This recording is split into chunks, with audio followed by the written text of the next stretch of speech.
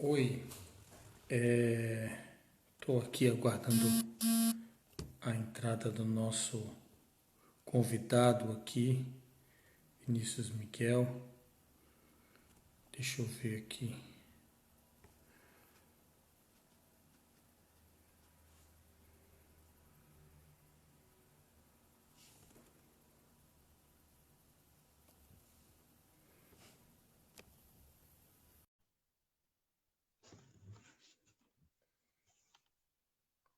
Vamos falar hoje sobre direito à Oi, informação. Walter. Opa, tudo bom, Vinícius? Bom tê-lo aqui. Eu já estava preocupado. Eu também. Ainda mais com essas funcionalidades novas que muitas vezes a gente não está acostumado, né? Como está? Tudo bem, graças a Deus. E você? Ah, graças a Deus, tudo ótimo. Então, a gente veio aqui para poder falar sobre direito à informação, né? Tema tão interessante e importante nesses tempos de pandemia, claro, né? Então, por isso, sei que você é um combativo advogado, professor, ativista social e que podia trabalhar bastante com a gente, conversar bastante com a gente, passando então seus conhecimentos e até a gente conversando, debatendo sobre esse tema. Principalmente nesse momento que vivemos, onde a necessidade de transparência é premente, né, do poder público e acho que não preciso nem te apresentar, né? Todo mundo já lhe conhece amplamente nesse estado, nesse Brasil. E queria então passar a palavra para você, as considerações e começarmos a conversar. Claro, Walter, eu queria começar dizendo que eu acabo de receber uma notificação por e-mail do Ministério Público Federal me negando acesso a documentos públicos, né? É muito sintomático. Foi nesse minuto, eu falei, não acredito, né? Parece é, que é uma provocação do destino, né? Uma espécie de lei de Murphy, qualquer coisa do tipo. Mas Uhum, isso é muito esclarecedor para a gente entender que aquilo que a prática política por séculos e séculos chamou de razões de Estado, é, supremacia do interesse público, seja qual for a designação mais moderna que você queira dar no assunto, é, essas razões do sigilo permanecem tão enfiadas, tão adentradas em cada gestor público, em cada agente político, em cada servidor público, que se falar em noções siamesas de democracia, de transparência, de acesso à informação e do fornecimento desses dados, é quase que um crime em si, é quase um absurdo. Se você, uhum, se você solicitar um dado, eu já parto de um pressuposto extremamente democrático de que se o cidadão precisa solicitar, está errado. Porque esse dado claro. deveria, na verdade, já estar disponível. E se não está disponível, deveria estar acessível para que ele buscasse, dentro de uma lógica de dados abertos. Afinal, são dados Uhum, públicos. Não existe razão qualquer para uma prevalência do sigilo, do segredo, do ocultamento, né, das escuridões desses documentos, de são dados, de públicos, informações. se são No públicos, são entanto, de todos. no entanto, a gente sabe que isso tá muito relacionado com um conjunto de fatores até históricos, né? Vamos bem anotar, né? Tivemos um período, né, de penumbras, de ditadura militar, em que acessar documentos sempre foi uma política de Estado negar acesso. Ao mesmo Uhum, tempo em que você tem o crescimento de um Estado policialesco, você tem também o crescimento do ocultamento dos dados que deveriam ser públicos. sim. E não deixa de ser curioso que até mesmo, né, de mulher para mulher Marisa, né, de advogado para advogado, como é difícil para nós advogados, muitas vezes, termos acesso, por exemplo, ao inquérito. Uhum, A sim, dimensão do acesso à informação é múltipla. Diz respeito a uma garantia e prerrogativa da advocacia de poder ter acesso a dados para melhor defesa do seu cliente, diz respeito, sobretudo, à imprensa, sobretudo não, porque eu acho que ninguém aqui tá mais ou menos importante, mas diz respeito à possibilidade da imprensa construir pautas, da imprensa poder sim. acompanhar dados, inclusive em tempo real. Não é no timing que o gestor público quer fornecer os dados, inclusive para escondê-los, né? Inclusive para Uhum, falseá-los. É no tempo real. E hoje nós temos uma possibilidade, uma potencialidade tecnológica disso ser possível. E por que não? Por que não tornar tudo translúcido, algo transparente de verdade, que possa ser acompanhado, que possa ser entendido, perdão, eu mexi aqui, que possa ser entendido pela cidadania de forma imediata. E se tem essa dimensão da advocacia, tem a dimensão da imprensa, que acaba se coadunando com uma dimensão da liberdade de imprensa, da liberdade de expressão e até mesmo da liberdade de crença, tem um papel profundamente cívico do cidadão poder acompanhar e poder fazer uhum, os seus julgamentos que melhor lhe convierem, inclusive para fazer ou não a crítica, para poder exercitar essa liberdade de sim. crítica, para poder exercitar o seu livre convencimento motivado a partir de dados reais.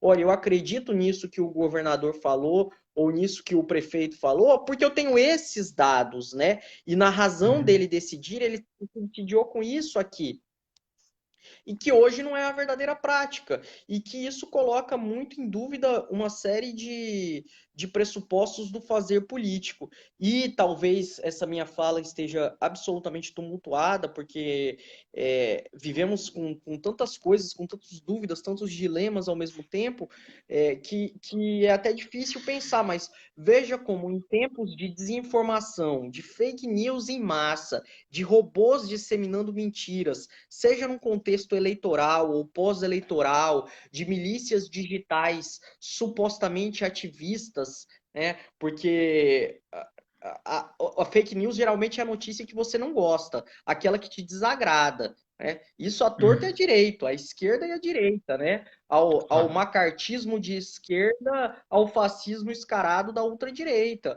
Né? Não sejamos também assim inocentes de achar que não é por aí.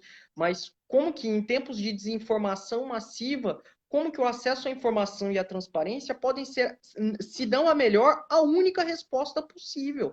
É ter acesso aos Sim. dados de primeira mão, da primeira fonte, e poder conferi-los, é poder entender algumas coisas. Essa semana, inclusive, um jornalista me questionou, falou mas você viu que estão divulgando os dados dos curados, né? Os curados estão aumentando. Aí eu falei, ah, é? E como você sabe que foram curados? Aí o jornalista, que eu não tenho autorização para mencioná-lo, né, pega Claro. e me retorna. Mas qual que é o critério para dizer que alguém foi curado, professor? Eu falei, pois é uma boa pergunta, por que que você não faz? Então veja como às Por vezes, exemplo, se você. a OMS diz que o Brasil usa esse dado de curado errado, porque curado é aquele que está há mais de 14 dias sem nenhum dos sintomas e apresentou dois testes negativos. Esse é o curado. O que nós temos muitas vezes é o recuperado, ou seja, aquele que está nesse estágio ainda.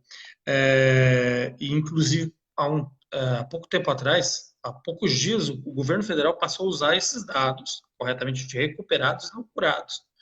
E vi que o governo estadual utiliza essa nomenclatura para ser curado e não recuperado, que seria o correto. Porque, se imagina, ele não está tendo capacidade de testar a todos que estão possivelmente doentes. Como é que ele vai testar, então, aqueles que, né, já tiveram e já se encontram no estado de assintomático? Tá? E aí, continuando na conversa, feito esse parênteses, mas também isso nos leva à ideia de que não é somente o acesso à informação, é necessário que essa informação seja uma informação verdadeira, ou não. Bom, com certeza, Walter, eu acho que isso seria espaço para uma grande reflexão, e que eu tenho muito medo, inclusive, de quem é que define o que é verdadeiro.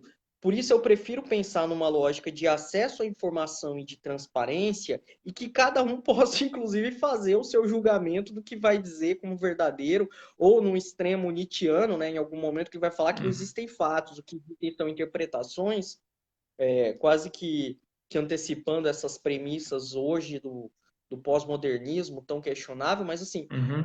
se a gente tiver o dado bruto, sem trabalho, sem interpretação, sem análise, depois a gente que leva isso para o debate público. E que belo, como democrático, isso seria. A partir do dado concreto, aí a gente avalia.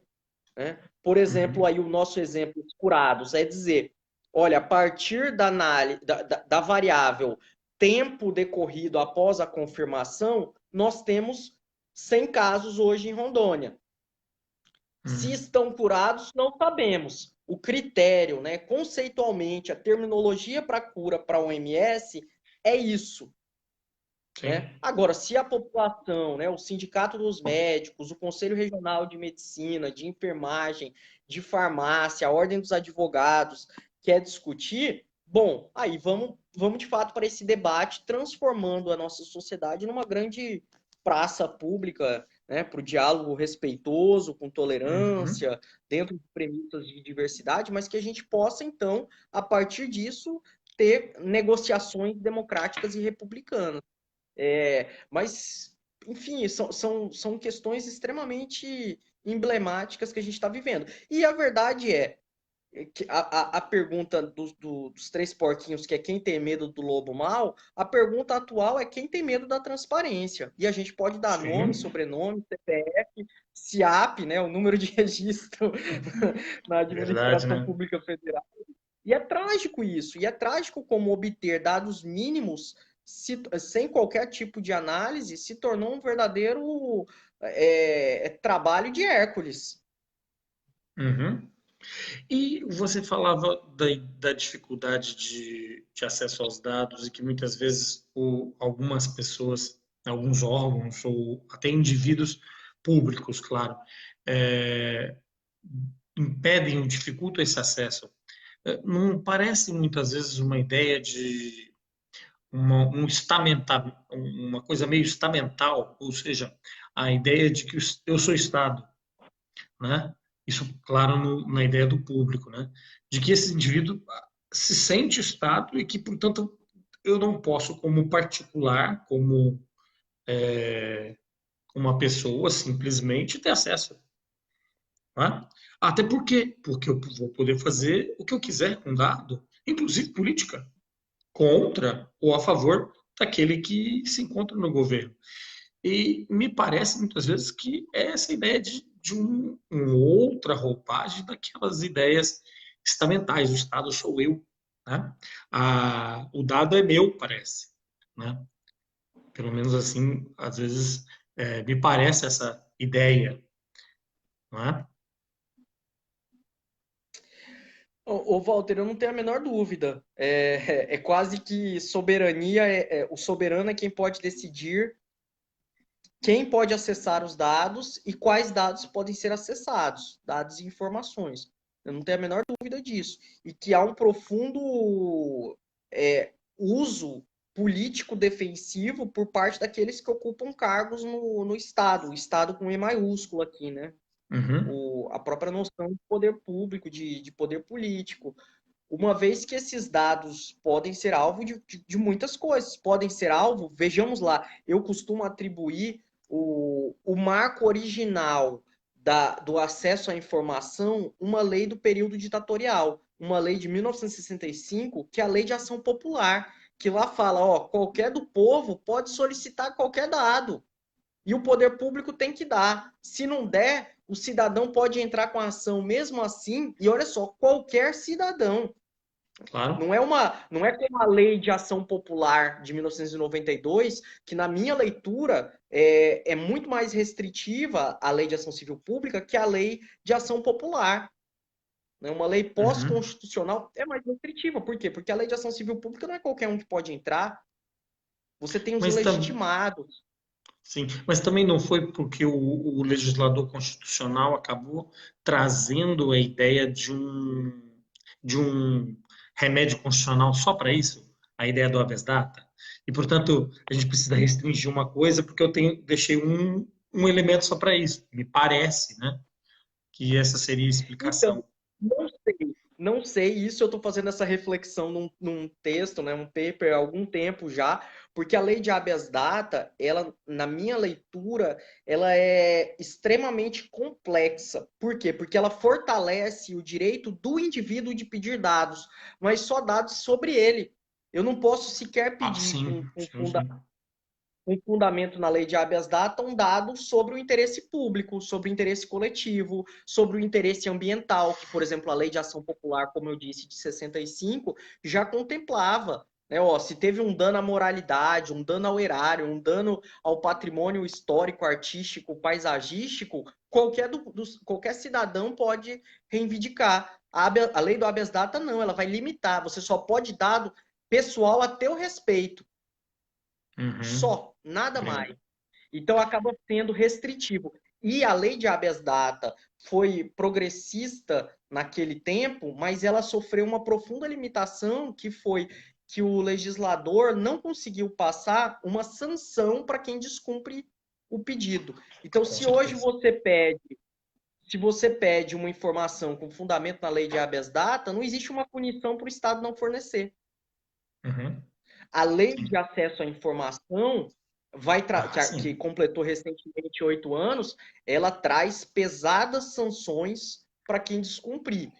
Para quem está nos acompanhando, a lei de acesso à informação é um dos instrumentos que eu diria mais transformadores e revolucionários desde a promulgação da Constituição Federal, inclusive por um instrumento extremo de transparência e que mais ainda tem tido um impulso de efetivação maior do que, por exemplo, a lei de habeas data. A lei de habeas data Com até certeza. hoje não existe, por exemplo, uma plataforma eletrônica que você possa solicitar ela. A lei de acesso à informação e a lei de habeas data é dos anos 90. Então já se passou 20 anos e você não teve um mínimo de efetivação dela. No entanto, a lei de acesso à informação, muito mais recente, possibilita isso com uma grande celeridade. Você já tem um canal próprio chamado ESIC, inclusive o ESIC, tanto federal como estadual, como municipal, que ainda precisa de muitos avanços, claro. Claro.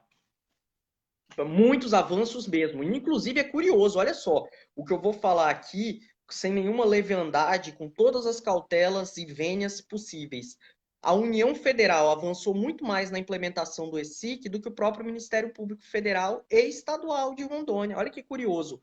O órgão que mais deveria zelar, ou um dos órgãos que mais deveria zelar, ainda precisa avançar muito, inclusive em termos de ter uma plataforma de peticionamento, de recurso, porque a lei de acesso à informação contempla uma série de recursos. Se o dado foi negado, você tem outras 3 instâncias recursais Uhum. extrajudiciais. Tem prazos. E aí vou fazer uma coisa aqui, né? Eu diria que eu sou um ativista, né? Você falou que dispensa apresentações. Eu diria que eu sou um ativista da transparência, né? Em alguma medida. Uhum. É mais fácil você ter um pedido negado pelo Ministério Público, tanto estadual como federal, do que um pedido negado pelo Estado. Olha que curioso. Uhum. Embora, é Então, claro, você o Estado possa te dar todo aquele problema, aquela demora, aquela fundamentação das mais esdrúxulas para tentar impedir muitas vezes você ter o acesso, mas ao final ele sabe que é obrigação e ele o entrega. E que muitas vezes esses órgãos que são efetivamente quem zelam pela legalidade, quem são os fiscais da lei, que deveriam apresentar e entregar a, abertamente esses dados, muitas vezes não os utilizam, isso é verdade. Tá?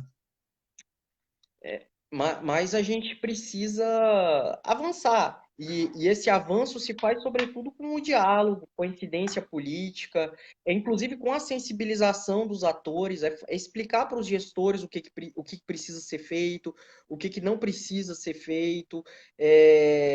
Inclusive, às vezes, a sociedade civil passar a se reconhecer como um sujeito de direito que tem direito à Hum, transparência e poder reivindicá-lo.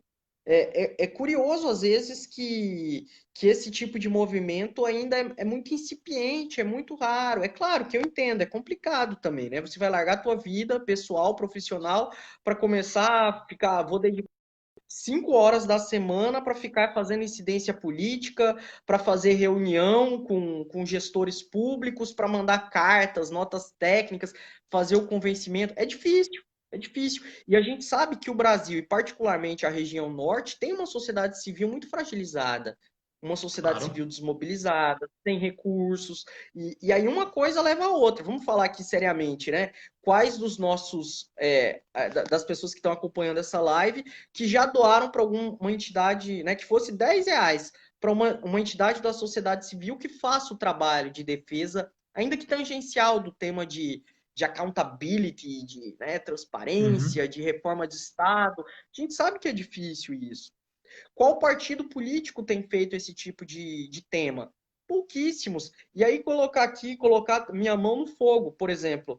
Entra na página do ESIC da Câmara de Vereadores do município de Porto Velho. Não existe. E aí, né, ó, alô, alô, cadê? Cadê Tribunal de Contas? Cadê Ministério Público? Cadê? Vamos olhar para o nosso rabo, né, Walter? Cadê o AB? Sim, A OAB tem sim, uma sim. comissão de defesa da democracia e da república, né? Tem uma comissão de estudos constitucionais, tem uma comissão de direitos humanos, né? Tem uma dúzia de espaços ali que deveria estar, inclusive, falando da evolução do acesso à informação, do direito de informação de forma caótica, o Estatuto da Advocacia foi um grande avanço. O nosso Estatuto é de 94, salvo engano, né? Sim, sim. 94. O, o Estatuto conferiu à Ordem dos Advogados do Brasil poderes muito antes da Lei de Acesso à Informação de requerer dados e informações de qualquer órgão, público ou Sim. privado. Então veja só, por que a OAB não faz uso disso? Por que a OAB não está, inclusive, com o seu também munus público investido do potencial de ajuizar a DIN, de ajuizar a ação civil pública, não está cobrando as câmaras de vereadores e os municípios que descumprem regras mínimas de transparência ativa e passiva, né? De disponibilizar os dados em um portal de transparência, de colocar uma plataforma de ESIC, de fazer uma cobrança qualitativa da informação prestada. A informação é boa, não é? É suficiente, é Sim. insuficiente? Mas até falando da própria classe, nós não temos na classe, seja no âmbito federal da OAB como das seccionais, um ESIC, um SIC também, ou seja, um sistema de acesso à informação. Portanto, Sim. aquele que tem que zelar e buscar e prestar informação não está fazendo e promovendo meios para permitir que isso aconteça dentro da própria casa, né? E É que, difícil, né? E isso, Walter, que ninguém nos acusa aqui de estar fazendo oposição, né? Com todas as loas e não, claro que louvanias não. necessárias à atual gestão, às gestões passadas. É a gente falar, olhar a partir da gente, né? Da perspectiva da nossa casa. Sim. Inclusive, pensar para o avanço nessa conversa muito fraterna, como é que a OAB não poderia interligar comissões que já existem, o conselho que já existe, né? E designar, por exemplo, um grupo de trabalho sobre transparência, porque a ausência de transparência afeta a advocacia, afeta o nosso direito, garantir prerrogativa de ter acesso aos autos, a poder solicitar Uhum. informações, a poder efetivamente garantir uma defesa e um contraditório dos nossos clientes. Isso tinha que estar na Sim. primeira palavra de ordem da OAB. Olha o Uhum. trabalho que é para um advogado, por vezes, vamos falar, né, também de experiências que eu tive nos últimos 30 dias, não vou ficar muito longe não, para acessar autos no Tribunal de Contas da União.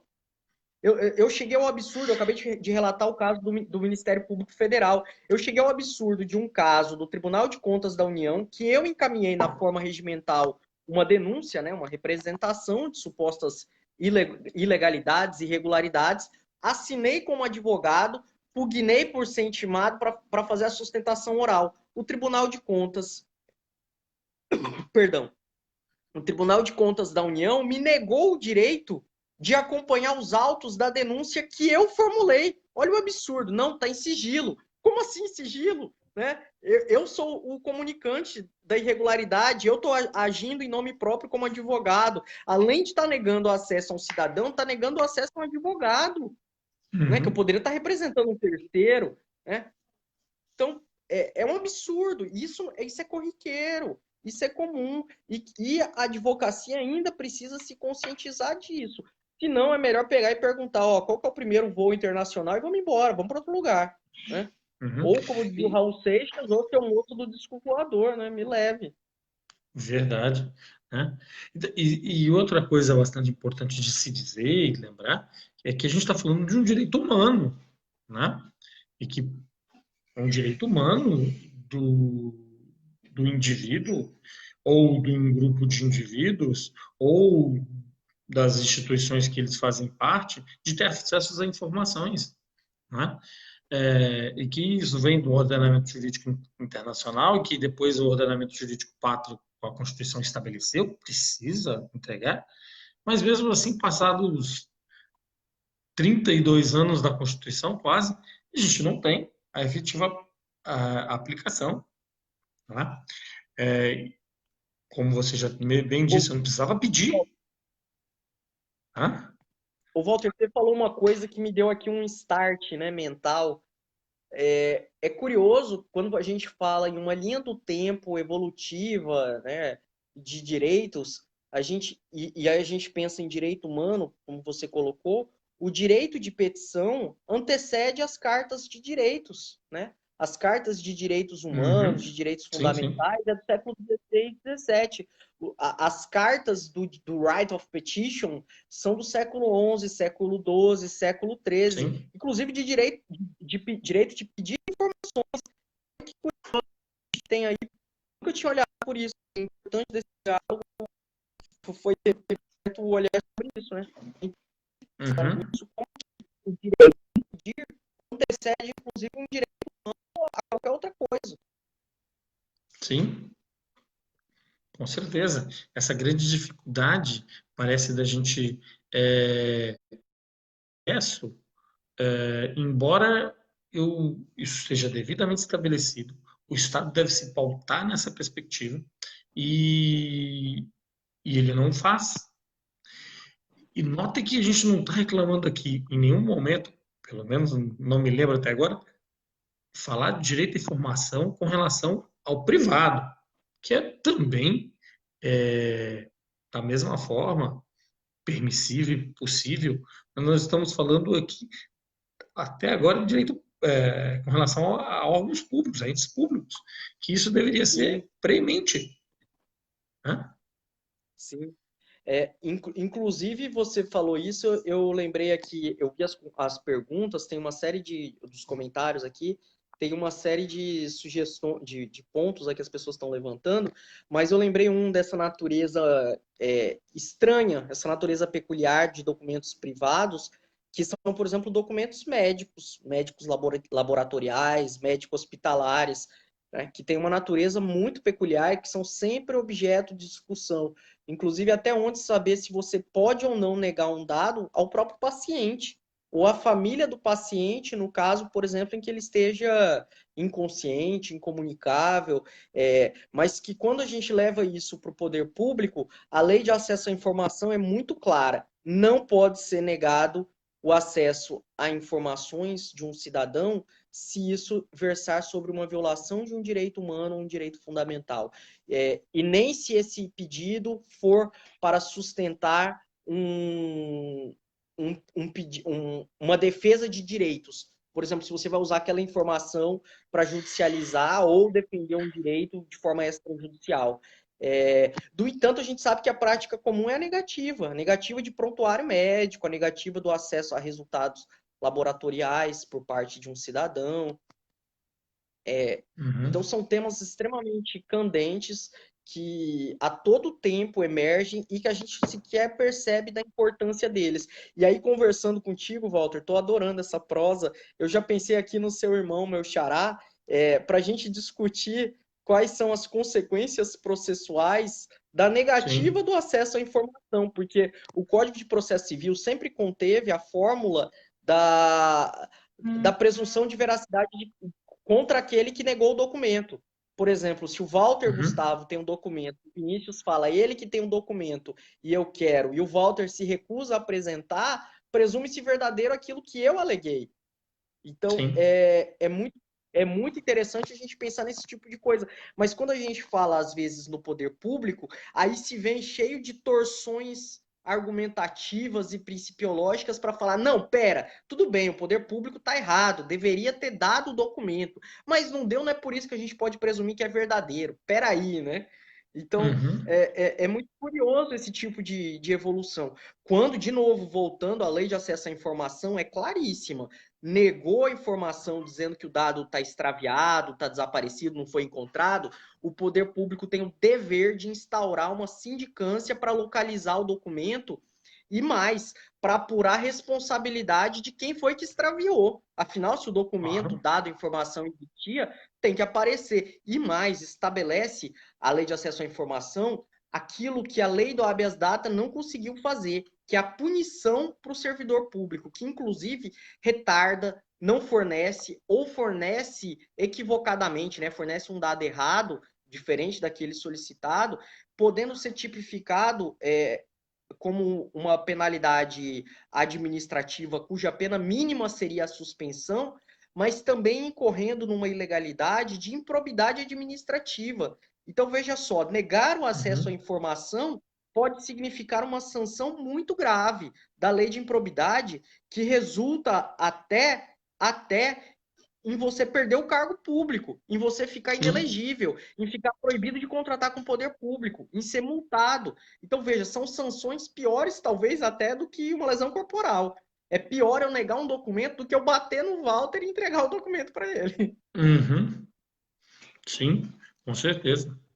E um outro ponto bastante interessante, e que também vai nesse sentido, embora acabe se enviesando um pouco, uma outra questão bastante difícil é o acesso à informação quando a gente está falando de internet, de acesso a banco de dados de sites, de provedores e tudo mais nesse sentido. E que o marco civil da internet tem descreve, né, a possibilidade de eu ter acesso a esses dados, tá? E, por exemplo, alguém promove uma ofensa e eu vou buscar junto a ele os dados que esse site tem, essa rede social tem. Mas mesmo assim nós temos uma grande dificuldade, né, de acessar. E que não deveria. Claro, sai um pouquinho do tema, embora continue falando sobre informação, porque também continuando dentro da perspectiva de direito humano, mas é difícil perceber que um ambiente tão vasto e público como a internet ainda lhe impeça, né, o acesso à totalidade da informação, por via, claro, dessas instituições que na sua maioria são privadas, claro, mas são, né? Então, ô Walter, eu acho que a gente tem que começar a mudar as categorias de público e privado, porque eu tenho dúvidas se Sim. algumas delas ainda se aplicam a alguns ambientes e em algumas temporalidades. Por exemplo, dizer que o Facebook é meramente uma empresa privada, e eles estão nos ouvindo e nos monitorando nesse exato momento, eu acho que é duvidoso hoje em dia. O Facebook hoje praticamente se tornou uma forma do exercício de direitos da personalidade. É Uhum. maluco isso, mas Sim. virou uma espécie de prótese externa que possibilita você entrar em contato com outros indivíduos, que permite, às vezes, você acessar o poder público. Afinal, quantos serviços públicos não estão disponíveis pelo Facebook? Inclusive o serviço de se informar. Quantas campanhas, por exemplo, sei lá, campanha de vacinação de criança, são divulgadas no Facebook e não são mais divulgadas na TV e não são divulgadas mais no rádio. Sim. Então, olha só, qual é a natureza disso? A natureza do Facebook é meramente agora um prestador de serviço, como eles tentam alegar o tempo inteiro. Agora, né, com a lei do Marco Civil, eles alegam, não, eu não sou provedor de serviço, então eu não sou obrigado a dar os dados. Ah, não, né? Ah, não, usa o Facebook para fazer algo contra o próprio Facebook para ver se eles não fornecem teus dados. Então é até um Uhum. negócio assim muito contraditório. Mas de novo, olha só como, e aí eu falei de algumas temporalidades. O Facebook ou o Instagram ou o Twitter, numa temporalidade eleitoral, seguindo um calendário político partidário eleitoral, ele não é simplesmente um prestador de serviço. Ele Claro se que torna não. um espaço da transmissão de uma campanha, um espaço do exercício, eu falava dos direitos personalíssimos, né, dos direitos do indivíduo e de coletividades, se torna um espaço do exercício da liberdade de expressão, se torna um espaço da liberdade de imprensa. Eu vi alguém aqui perguntando, perdão, vou tentar recuperar aqui o comentário, mas alguém perguntando, como é que a gente faz a imprensa aqui, Jocely Carmen Boff, mas quem passa essas informações não são os jornalistas, né? Agora eu vejo jornalistas fazendo essa referência. Sim, o Facebook, o Twitter, o Instagram, o Google, o YouTube se tornaram meios de você exercer a liberdade de imprensa, a liberdade de expressão. Uhum. Então, olha Sim. só como a gente vai ter alguns impactos aí que, inclusive a bioética, a biotecnologia, né, vão repercutir profundamente. A Uhum. bioética, inclusive a bioética, a disposição sobre fatores da vida, como que isso vai impactar ou não, até onde você pode transmitir um parto ao vivo. Ué, é o direito Uhum. de Claro. informar? É o direito de informar, inclusive, ó, eu quero transmitir esse parto aqui, eu quero. Pronto. Ou até onde isso vai ser conteúdo sensível. É, então, assim, são muitas problemáticas que a gente vai ter que começar a fazer uma reflexão muito séria. E, inclusive, eu sou um defensor que alguns acusam assim de mais autoritário. Eu sou muito claro. Eu acho que quer ter um perfil na rede social, perfeito. Você precisa ter um número de CPF, um número de telefone, Sim. um e-mail e um endereço fixo. É o mínimo. Não quero dar esses dados, beleza, você não participa da rede social. Porque a rede social pode se tornar um espaço do grande cometimento de crimes. A gente está falando É aqui de justamente. algumas coisas talvez besta, né? Calúnia. Eu dizer aqui, o Walter Gustavo Lemos é um canalha que roubou uma velhinha na praça. Crime de calúnia. Mas, Uhum. e que talvez aqui afete poucas pessoas, afete a tua vida, a tua família, o teu ambiente profissional. Mas imagine você usar as redes sociais para o cometimento de tráfico de pessoas. Ué, Claro. e aí? Aí não, aí o Facebook não é provedor de dados, ele não é obrigado a dar para onde ele sequestrou, ele facilitou o sequestro de uma pessoa e a entrega dessa pessoa para o trabalho escravo, né? Uhum. Ou facilitou para uma pessoa ser colocada em né, um trabalho escravo na prostituição no leste europeu, né? Então, olha só, não, o Facebook não é obrigado a fornecer o dado. Uma rede de pedofilia internacional, de troca de dados, inclusive de cooptação de crianças. Aí não, você não é obrigado a fornecer os dados. Você pode se esconder no anonimato de um perfil falso. Bom, nesse ponto, e aí eles vão cancelar meu perfil amanhã, né? Eu acredito que as redes sociais que facilitam isso se tornam cúmplices. Elas não são provedoras de dados, elas são cúmplices de um crime. E são Claro. cúmplices de quadrilhas. Então isso precisa começar a ser esclarecido. E é Inclusive, muito. Perdão, inclusive, pode falar. não, sem problema.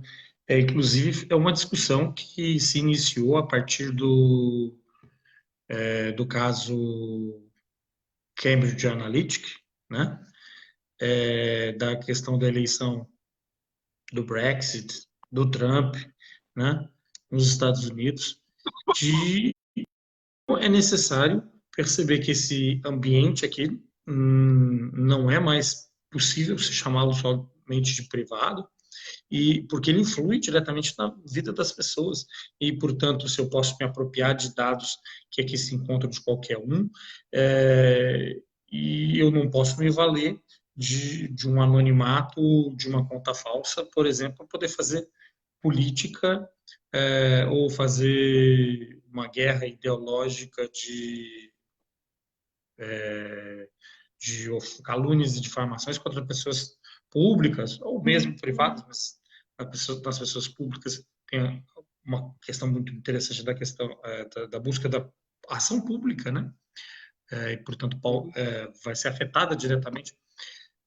Portanto, é uma discussão que vem se tendo no âmbito internacional a partir dessas ideias e do uso dessas redes sociais nesses 3 pontos, né? Na eleição do Brexit, do Trump e na última eleição no Brasil, que nós precisamos ver que não podemos tratar da mesma forma. Não é possível alguém te indicar uma calúnia e isso viralizar e você não ter condições de, de se defender, muitas vezes. Lembro que conversávamos sobre isso durante a sua campanha, tá? Saindo um pouco, mas dessa dificuldade. Tá? Alguém que fala uma coisa estapafúrdia e isso ganha uma série de proporções. E como a gente vai responsabilizar? A gente não consegue responsabilizar o Facebook ou a rede social e também não consegue encontrar o indivíduo. Tá? Isso é bastante difícil dentro dessa perspectiva. Né? E, inclusive, fazer o jabá aqui, né, gente? O Walter tem uma série de demandas, né, envolvendo o Facebook. Mas sim, a gente partilha essa dificuldade, né, o Walter. Inclusive, às vezes, para conseguir uma quebra de sigilo. Não achem, eu costumo falar isso, não achem que você está intocável usando um perfil falso. Você pode dar muito trabalho, mas com um pouco de Sim. persistência e boa vontade de quem está tentando descobrir os dados, aliado a uma boa técnica jurídica e uma boa pitada de sorte, sim, é possível desvendar os dados. Eu mencionava ontem ou hoje, eu recebi os dados que o Facebook foi obrigado, sob uma pena de multa diária de R$ 20.000, de me fornecer sobre uma pessoa que estava me difamando. Hoje eu tenho o telefone da pessoa, os 2 telefones dela, o endereço dela, os endereços das últimas 5 residências, o telefone da mãe dela, né? Então, assim, espere, né?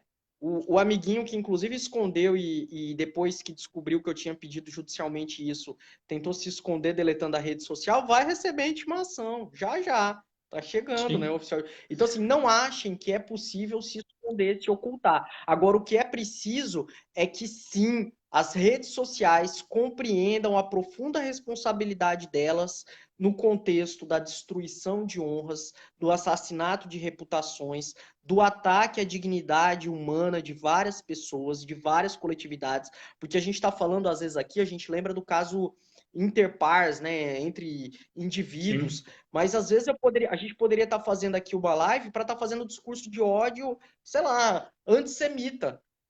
E aí, é Sim. admissível? Vamos fazer aqui uma live, para falar, para fazer pregação de ódio, para fazer pregação de racismo?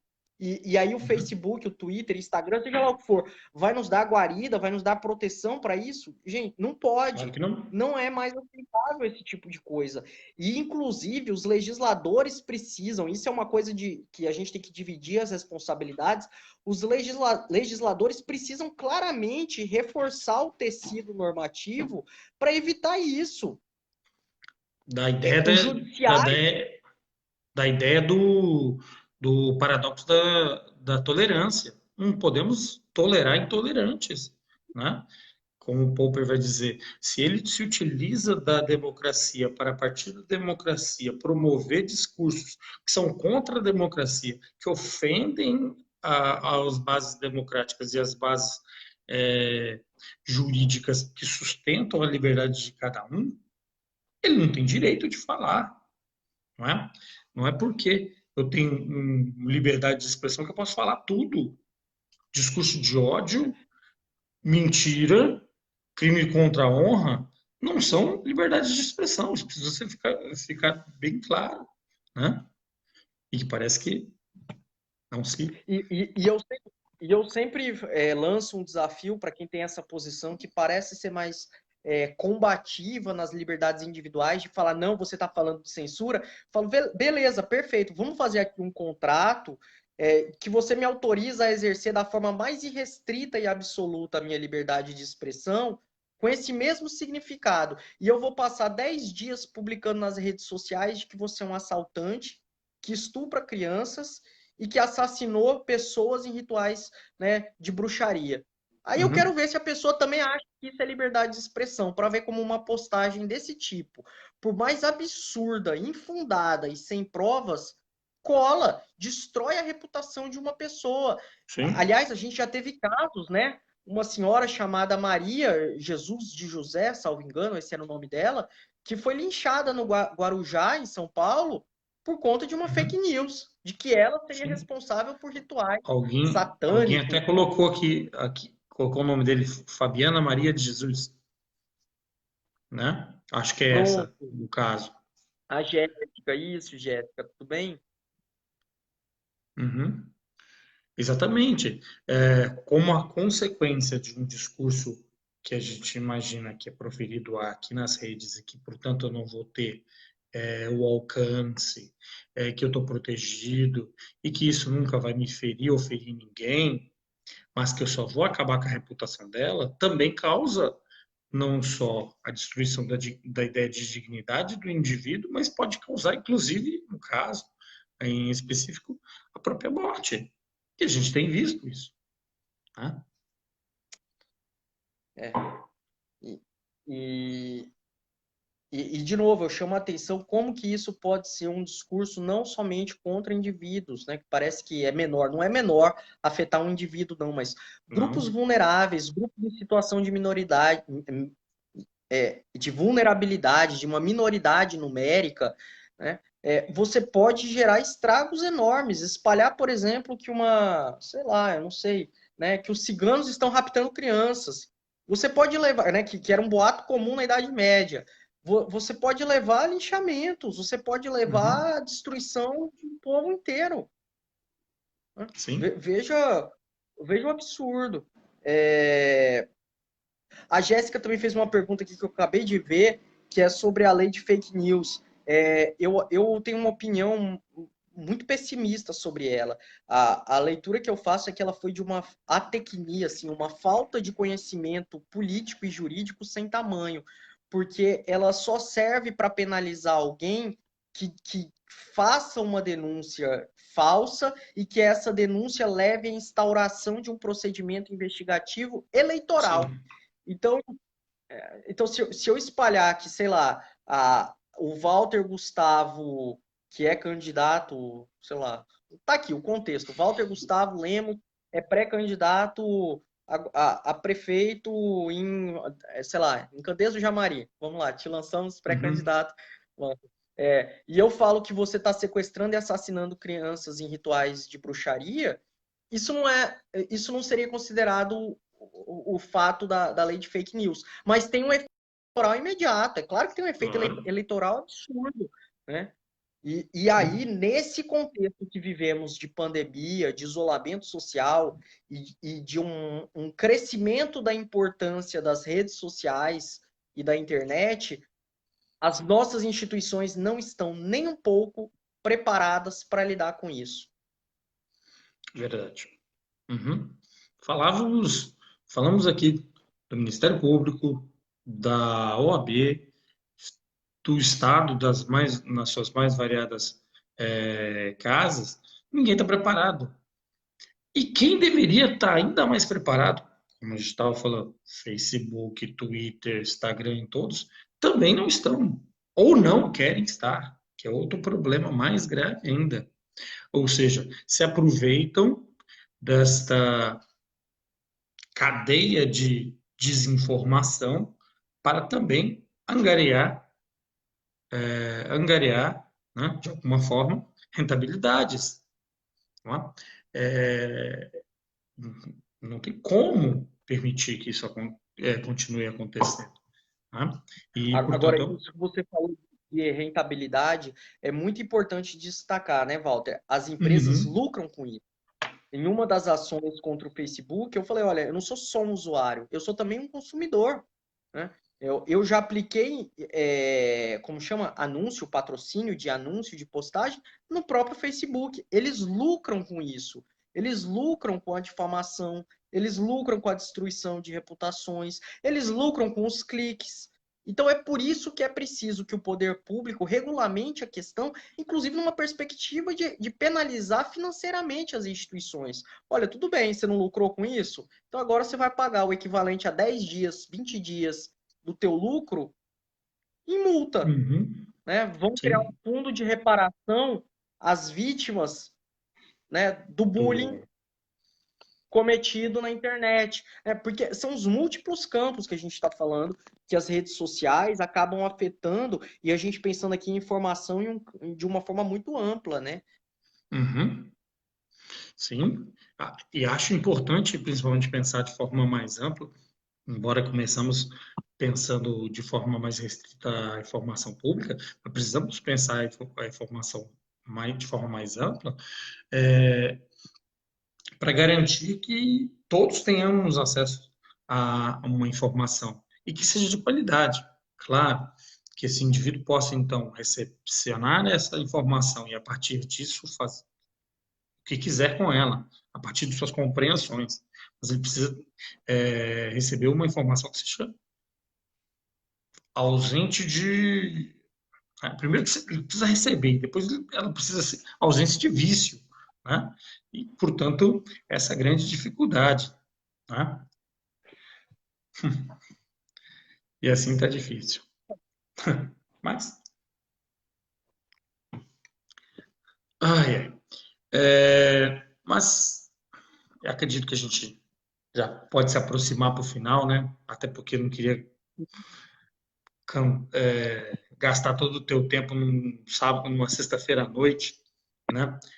Exato. Até porque senão a gente fica debatendo aqui tantas minúcias. Mas a ideia é exatamente fazer desses campos virtuais, principalmente em situações tão difíceis quanto uma situação de pandemia, um meio de buscar e transmitir informação. E hoje falando sobre informação, né? Não é? Portanto, para a gente caminhar para o final, Vinícius, queria que você fizesse as suas últimas considerações, o que você pensa sobre o assunto, como a gente pode Tá? encerrar, tá? É. Walter, eu acho que a gente pode encerrar com uma provocação, que é chamar a própria. Vamos começar da nossa casa, né? Não vamos começar da casa do vizinho, não. Chamar a própria OAB, né? Tanto o Conselho Federal, como a nossa seccional, como os nossos colegas e advogados e advogadas, para pensar em como que a gente pode fomentar o debate de transparência pública, de dados abertos, de uma e-governança, né, essa governança eletrônica, com vistas a uma melhor efetividade do princípio da moralidade e da publicidade. Hoje, se a gente pensasse o tanto que os governos estaduais e o governo federal gastam em propaganda, que não é publicidade, né?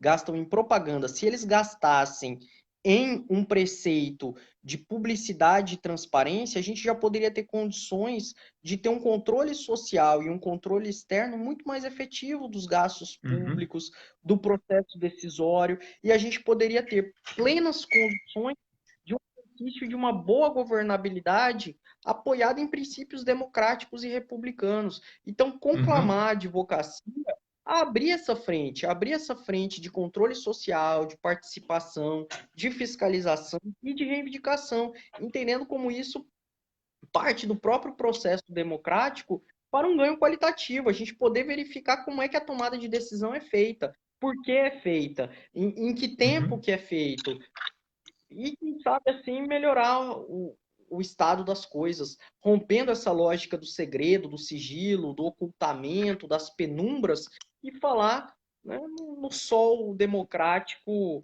desinfetando aquilo que é feito hoje às escuras. uhum. Verdade. Sempre gosto de falar, principalmente com meus alunos, quando falo sobre hermenêutica, né? Sobre a ideia da necessidade de discursos, desses discursos realizados nos espaços que eles têm conexões. E quando a gente fala em espaço público, a gente precisa ter um discurso público, efetivamente, né? Não dá para a gente ter no espaço público discursos privados. Portanto, é um discurso de o que eu acho, é, o que eu penso, o que minha religião pensa, e assim por diante. É um espaço público, é um espaço de todos, portanto, cabe todos, e se cabe todos, não tem restrições. E é importante, então, que pensemos que quando saímos de casa e vivemos no público. Quer colocar o pé para o lado de fora ou quer acessar a rede social, por exemplo. É um sair de casa, é um espaço público. E se é um espaço público, a gente tem que respeitar linguagens públicas e não linguagens privadas. Portanto, não cabe, precisa fazer essas distinções de linguagens. E temos visto, principalmente nessa pandemia, a promoção, principalmente do uso público de linguagens privadas, né? Do que eu acho, que eu penso, e que a figura e o pensamento específico do agente público se transforma, o do pessoal do agente público se coloca e não da ideia do próprio debate do que ele deve falar publicamente. Ou seja, a ideia de que o direito, muitas vezes, não importa, de que a ciência não importa. E são linguagens públicas e precisam importar efetivamente, precisam fazer sentido. E o que eu tenho percebido e falado aqui várias vezes, inclusive quando converso com colegas durante essa pandemia, é de que é pela linguagem pública, portanto, nessa perspectiva, e pelo direito, que nós vamos sair dessa condição que estamos, de pandemia ou de pandemônio que se encontra o Estado brasileiro. Tá? Não é por via da restrição, do estamentamento do Estado, portanto, achar que o Estado é algo particular, que eu posso permitir qualquer discurso, principalmente discurso de ódio, que nós vamos resolver os problemas. Não é dividindo, é aglomerando, até porque, se não me engano, está na Constituição que somos um país plural, né? E isso é muito importante. Portanto, Vinícius, que bom poder falar contigo, poder fazer essas reflexões. Um grande prazer. Faz tempo que a gente não se fala. E bom saber que você está bem. Fiquei Tô sabendo bem. que você estava esses tempos atrás, né, com É, Covid-19, sobrevivi né? ao Sobreviveu, que corona. bom, que bom. E curado, né? Porque já se passaram Isso. 14 dias, tudo mais, né? Então, agradecer a você, a todos que nos assistiram e só podia deixar aqui a minha gratidão e externar essa gratidão a você por poder vir aqui falar com a gente. Tá. Um abraço, Walter. Obrigado pelo espaço, pela oportunidade. Acho que o tema é muito importante. E agradecer a todo mundo aqui, né, que acompanhou. Estou vendo vários nomes conhecidos. Um abraço a todos vocês. Valeu. Uma boa noite, então, para nós. Um Boa abraço. noite. Tchau, tchau. Vai ficar o vídeo na página para a gente poder assistir se for preciso, o que vocês precisarem. Muito obrigado. Boa noite. Até mais. Um abraço. Tchau.